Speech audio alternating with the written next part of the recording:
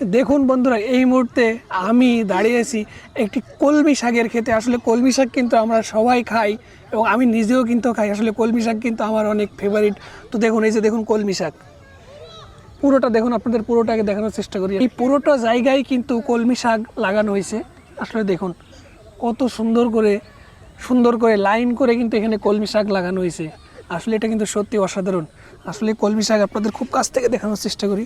আসলে দেখুন, এই যে দেখুন, এইখানে হয়তো বা পিছিয়ে এখানে ফেলানো হয়েছিল, ফেলানোর পরে হয়তো বা এখানে সিরিয়াল করে কয়েকটা গাছ বের হয়েছে।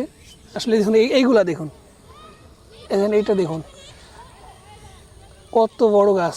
কলমি শাক তো আমরা খাই, কিন্তু আসলে চাষবাসের যে পদ্ধতি এটা কিন্তু আমরা জানি না বা দেখি না।